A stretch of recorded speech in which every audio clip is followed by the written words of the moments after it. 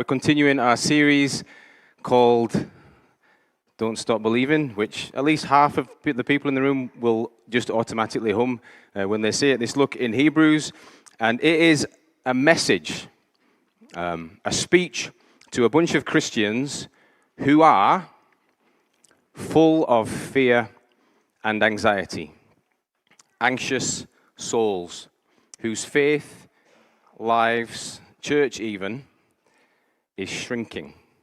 They are, the church in Rome, I think, this letter to the Hebrews, they are buckling under the weight of whatever else is going on around them. And the question that our text gets us to think about, I don't know how much of the text you're able to absorb. Sometimes it washes over us, sometimes we can lose ourselves in it. But as we've been working our way through this argument in the book of Hebrews, the question that rises, and I guess it rises right throughout the book, really, and I would encourage you to read along to make sure we're getting it right. But it's this: if God is on the throne, which is very much all the way through the book, but especially chapter 1, which we've been looking at, if he's on the throne, if he's exalted, if he's in this glorious place, then why does it feel like we might buckle at any minute? Why does it feel like the Hebrews, like our faith might just shrink at any minute? Why does it feel like life can still unravel? And so far, as we've gone through the book, and I would encourage you to listen back if you've missed any of the talks, we've heard how glorious and in control and high and mighty and different God in Christ is. But now, in this part of the argument, really importantly, we are shown his humanity. We are shown how low, how humble, how vulnerable, how near to us, how like us he gets. We know as we look around every now and again that we need our rulers to act with power and with action. We know this about our rulers. But we're reminded all of the time, and even in the last couple of weeks, that we need our rulers not just to be able to act with power and strength and control, but also to be humble and real. The answer in Hebrews is the Sunday school answer. It's always, always Jesus. And here, in this part of the text, it's the fact that he becomes flesh and blood. These are the hopes that we hold on to. The fact that he becomes like us. It's his tangibility. It's what we see of his life on earth. It's his heartbeat. It's his heart. So I'm going to split the text into three chunks. When I say I'm going to split the text into three chunks, I had to split the text into three chunks. Some of the texts in Hebrews are quite tricky. I found this one quite tricky as I'm reading alone in my study, how to make sense of it. So I divvied it up, as a few of the preachers did, into three chunks. So this is just something to stick your thoughts on, hopefully, as we go through. It talks about how life should be, first bit. What we hope for, what we ache for, how we think life should be. How it is, how it's not quite what we hope it should be. And then what there is to do about it.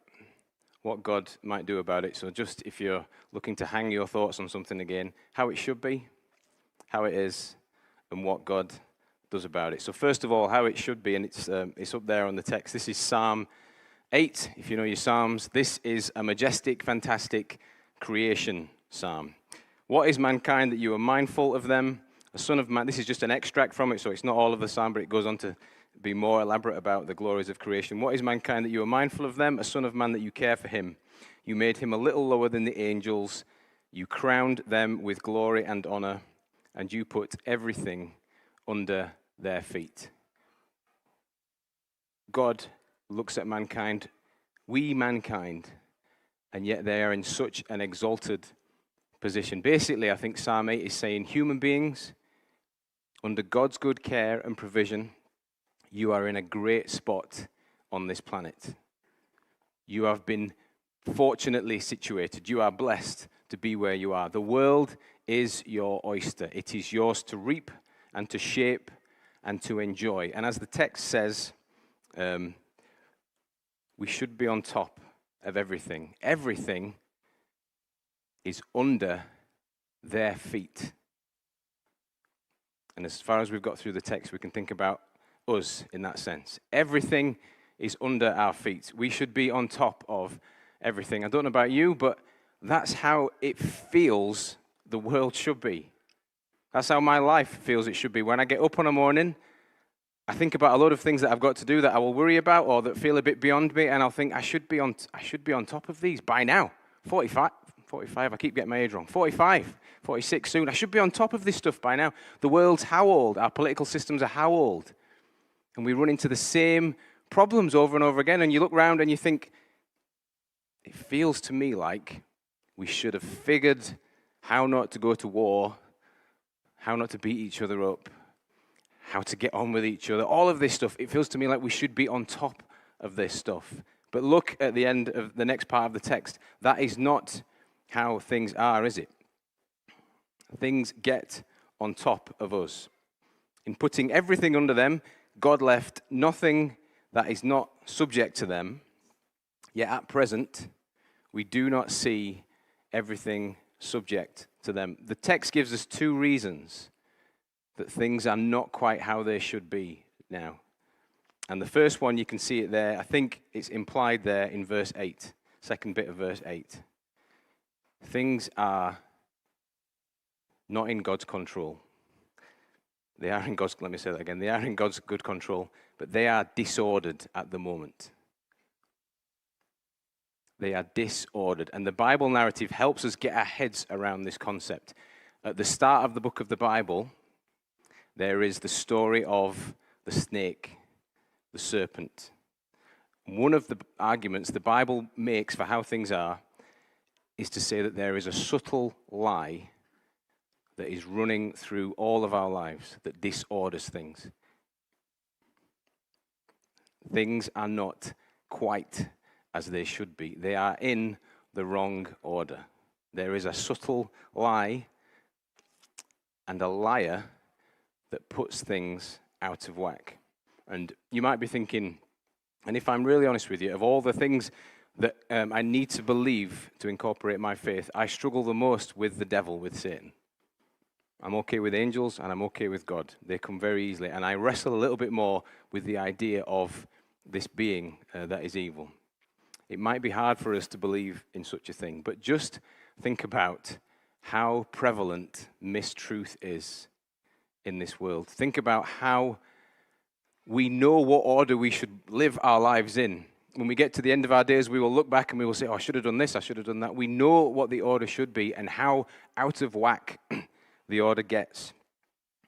Think on how good the world could be and how covered in lies and mistruth it is. Think about the amazing inventions that we've created and how good they should be, like dynamite and the internet, etc., etc. Think about how amazing they could be, how helpful they could be, and yet think about how we've twisted these amazing things or how easily they get twisted. Think about what we're told will make us happy. Think about what we're sold will make us happy, and then think about what actually will make us happy. Things in this world, I think Hebrews gets us to think about, are not quite in the right order. And the next thing that the text gets to think about is in verse 14 and 16. And it's a little bit more difficult even than the devil to get our head around, although the devil's involved. Verse 14 to 16. See if you can get what it is why things don't feel quite right. Since the children of flesh and blood, he too shared in their humanity, so that by his death he might break the power of him who holds the power of death. That's the devil. And free those who all their lives were held in slavery by fear of their death. Let's just puzzle that out together a little bit. Since the children have flesh and blood, he too shared in their humanity. We'll come back to that in a bit. So that by his death he might break the power of him who holds the power of death. That is the devil. And flee those who all their lives were held in slavery by fear of their death. Do you see where Satan is at work here too? I think it refers to him as Satan, or is it the devil? I think it's Satan. See how he's at work here too? I don't think, and I'm going to be at the door afterwards, so I'm happy to have a chat about this, but I don't think this text is saying to us that the devil can strike us down. That is my conviction. Book of Job is probably where I would base that on if you wanted to have a theological chat about it. I don't think it's saying the devil's going to strike us down, but I do think that it's saying the devil can exploit death's grip on us. The devil exploits that. The devil holds that over us so that we live in fear, so that we act out of fear, so that we are manipulated by death. It hangs there on top of us. Something that maybe we should think we'd be able to get on top of, but it hangs on top of us, this threat, this prospect of death. I don't know if anybody's watched the Band of Brothers TV show. I know I'm guilty of making lots of, I think it's a 90s reference. I know that I always fall down this trap. It's not just a show, it is a show, but it reflects on real-life accounts of the soldiers of Easy Company. And there's one episode which details with one guy's story, Lieutenant Blythe, and mid-battle, anxious for his life. Some of you have seen this. He loses, he's cowering away, shots are going on around him, he's scared as he confronts death, and he actually loses his sight. Not because he gets shot, just out of fear. And there's sort of real-life accounts of this and other examples of extreme fear of death and what it can do to us. And he recovered it later on, and he went back out to fight. And when he was asking his sergeant how he could fight well, he was told to think of himself already dead. Death sits there, a part of our lives, and it hangs there, puts us in a pivotal position. Leo Tolstoy said, "Man cannot possess anything as long as he fears death, but to him who doesn't fear it, everything belongs." It puts us, it's like a pivotal punction mark in our lifetimes. Depending on how we're able to look at it, we can really, really live. We can fully embrace life. Everything is there for us if we can see it through the right lens, or it can have killed us already. Death steals from us, steals loved ones from us, can steal years from us. It shrinks us, and it steers us, and it manipulates us. Hebrews leaves this argument, I think, before us. In these, particularly, the sermon's really based on verse 8 and 9, with this idea that we should be on top of things, and yet there is lies, chaos, fear, and death, and they get on top of us. We really should get on top of things, and yet these things get on top of us. God left nothing that is subject to them, yet at present we do not see everything subject to them, is the pivotal moment of this text. What will God do about that? What is there to say about that? Read on in the text, because it's a beautiful answer, and it's the answer. God left nothing that is not subject to them, yet at present we do not see everything subject to him, but we do see Jesus. The buckling, fearful, giving up, persecuted Christians were told, "You're laid low now. You're in fear now. Your faith looks like it's shrinking now. You're buckling now." But we see Jesus and look at him. So this text, this sermon rather, is really just comes to a head, and I want us to get like just three things from how we can see Jesus and kind of how it can impact how we live today. So first of all, it's in verse 9 and 10. I'll read those out loud, verse 9 and 10. "But we do see Jesus, who was made lower than the angels for a little while, now crowned with glory and honor, because he suffered death, so that by the grace of God he might taste death for everyone. In bringing many sons and daughters to glory, it was fitting that God, for whom everything exists, should make the pioneer of their salvation perfect through what he suffered." He is the living Jesus. God incarnate is our pioneer, made perfect, numero uno. He's our captain. He's at the front of our charge. He's in front of us. I think as human beings, we love a pioneer. First person to run under a 4-minute mile, first person to land on the moon, first person to get a heart bypass. We love a pioneer. We big up our pioneers because they show us that the doors are open. We see people go before us, the first person to do this or the first person to do that, and we look at them living their lives, and then we say, yes, these doors are open. Human race can achieve this and can get here. Another 90s reference now. We've got a picture to pop up, I think. Anyone seen Lord of the Rings? We've seen Lord of the Rings. The final battle scene. This is a picture from the final battle. I don't know how well you can see that. I think it's all right. It captures it perfectly. It's at the Black Gate. It's the final battle in the Lord of the Rings series. And I don't think Tolkien's just telling a story. He is telling a story, but I think he's making so much more.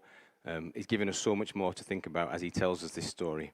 So at the Black Gate over there, evil is amassed. Evil is there everywhere. Just this impossible battle scene.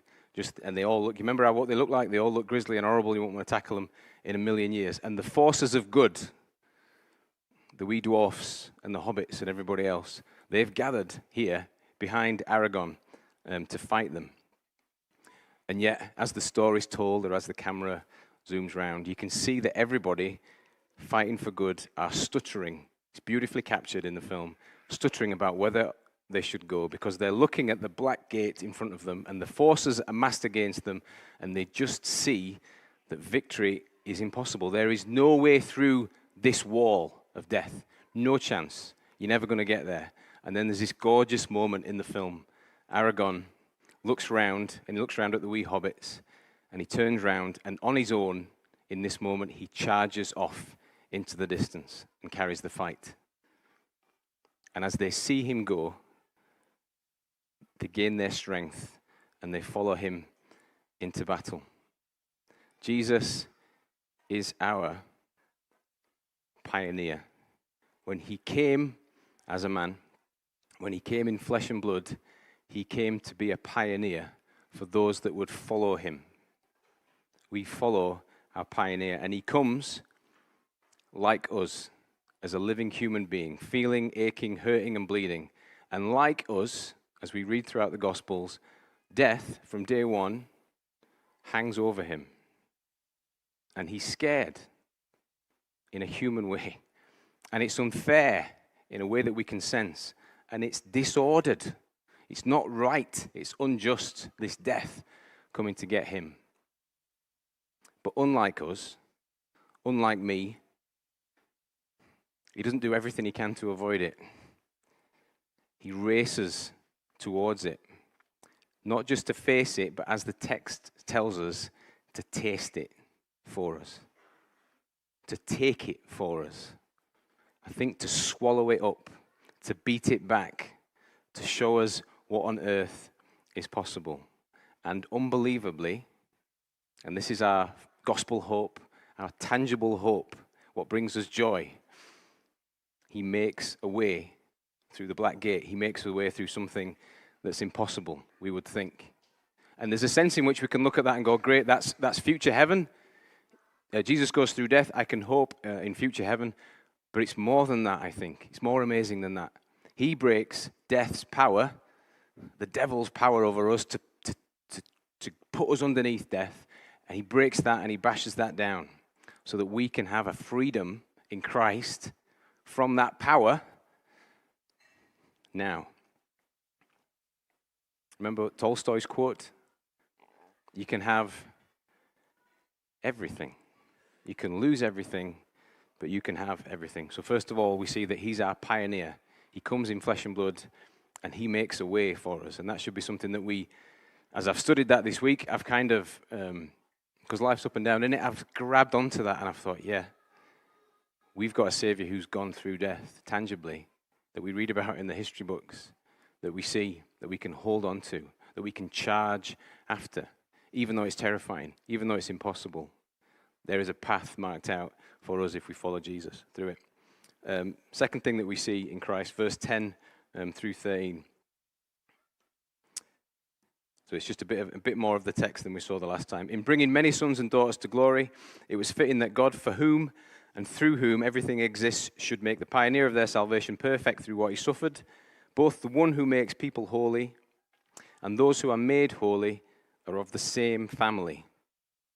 So Jesus is not ashamed to call them his brothers and sisters. He says, again, it's quoting Old Testament, I'll declare your name to my brothers and sisters in the assembly where everyone's gathered. I think as far as I can see, all of heaven's creatures, I'll sing your praises. And again, I'll put my trust in him. And he says, here am I, and the children God has given me. So we see tangibly that Jesus is our pioneer, but we see as well, and I was scared to even write this down because I thought feels even blasphemous to say it, he is our brother. He is our family. He is our kin. It's a gorgeous thought, I think this is. We are, as we sort of try and wrestle with that text and see what that text is saying, it talks about how we are made holy. We are being made holy. We are, in a sense, holy in Christ. And it's not, as the Apostle Paul tells us over and over again, it's not what you've done.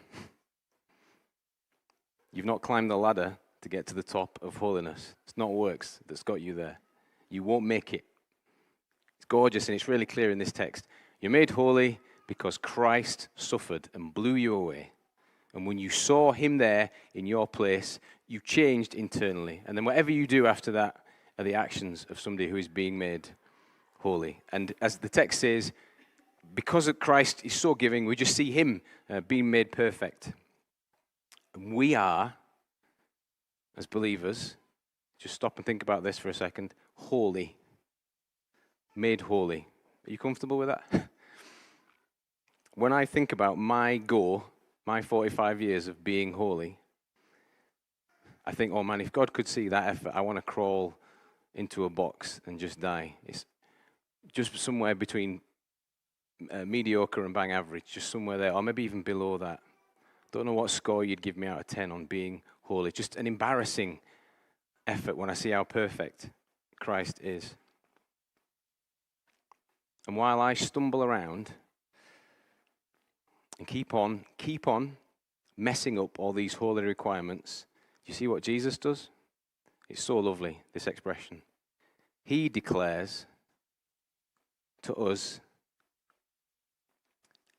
and he declares to the heavens, to anybody that will listen, that we are his family. We are his.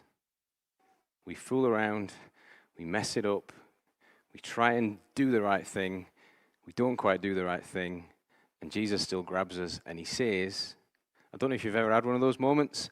My dad used to do this kind of thing all the time, especially when we were at church, but in any gathering, my dad had managed to do this. He'd call me over when I was younger, like somewhere between 8 and 14, 15. It tailed off into my older teenage years. He'd call me over in a crowd. He'd be meeting some of his older friends, and he'd be like, Ashley, come over. And then he'd put his arm around me, and he'd declare me to them. It's a right conversation killer. I do it. I've done it in the past, and people have done it to me. You bring your kids over. Look, this is my lad. And then what he'd do is he'd just reel off this list of bang average traits that I've got. Just like, he's looking for a girlfriend. Bang average. He's thinking about getting a car. Thinking about it. Not able to get one, just thinking about it. Got a TV in his room. Just like bang average stuff. But he's got his arm around me. This is my lad. This is him. It declares me to these people, not because of what I've done, but because I'm his.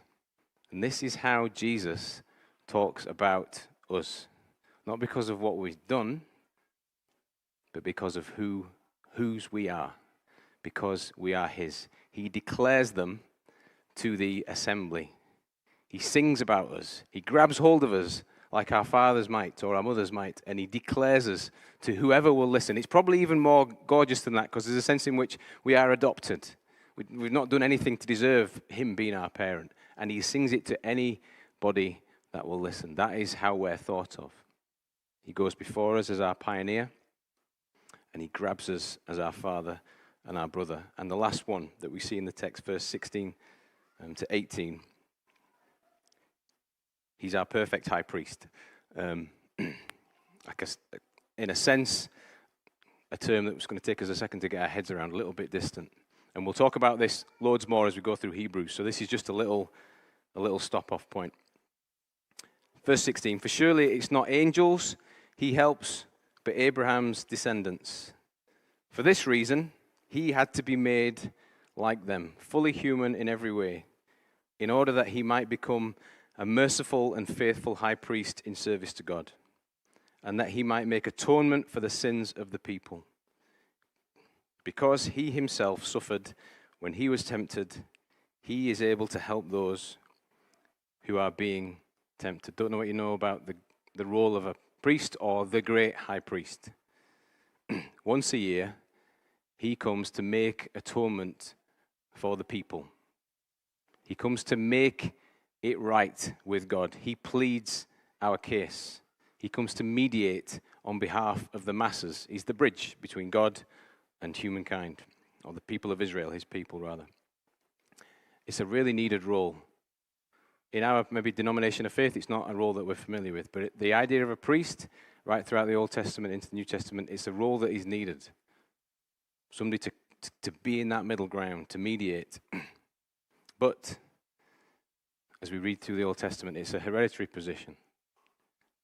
It's in the family, which may be no bad thing. Comes with elaborate garments and elaborate robes, as we see the story weaved through the Old Testament. And then, as we read our history books, as we read about the priests leading up to as Christ comes, they add their own rules, they add their own privileges, and it becomes the religious establishment. That's kind of, I think, as I read my Old Testament, that's where we find it when Jesus comes. To say the least, a little bit disconnected from the people. I think that's one of our big gripes about the establishment. Whenever I think about the establishment, whether it's me, the clergy, people like us, or the political leaders around us, whoever it is, I just always, and maybe it's something about being from West Yorkshire, I don't know, the world's against us, everything else, but I look around and I think, they can't understand me. They don't know what I'm going through. They can't connect with me. They've not got my set of troubles in front of them. They've got a different set of troubles, or maybe even no set of troubles, but it's certainly not like mine. And we would even think this, I think, about God. How on earth can God understand us? We're just going to be embarrassed in front of him. How on earth can he understand us? Anybody know, there's a few places I could have gone to make this argument, but anybody know the shortest verse in the Bible? I bet some of you know the shortest verse in the Bible. If you went to Sunday school or something like that, shortest verse in the Bible, Jesus wept. It's no small verse. It speaks hugely about who Jesus is and about who God is. God has the water coming out of his eyes and weeps tears. He cries.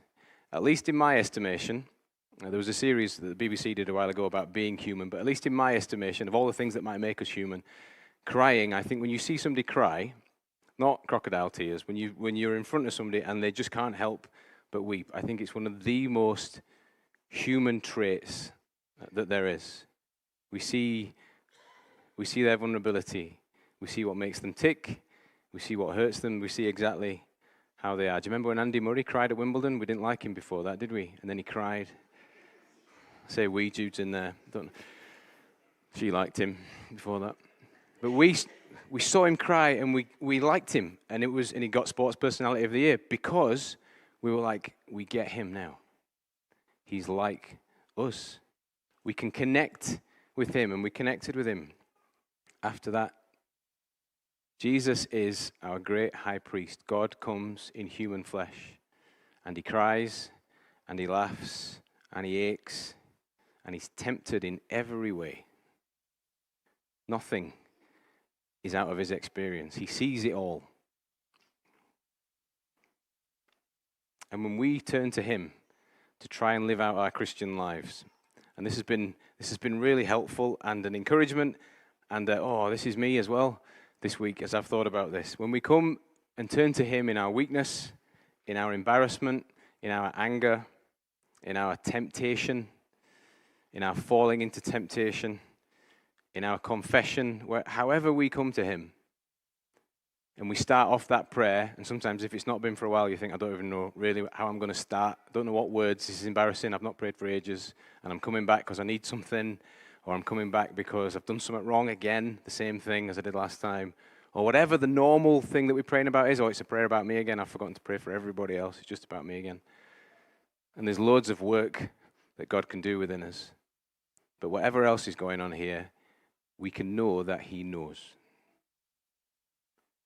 He, Jesus, intercedes on our behalf in front of the Father.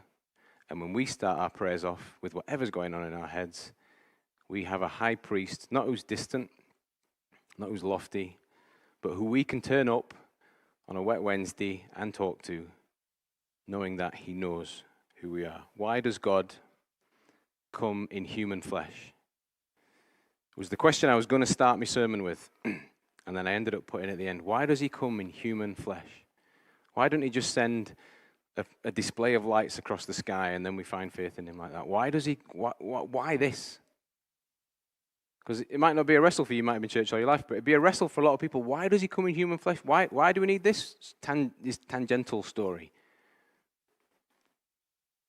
Because if we didn't see, if we couldn't relate, if we couldn't be fully known, here's what I think, we would never, ever make it.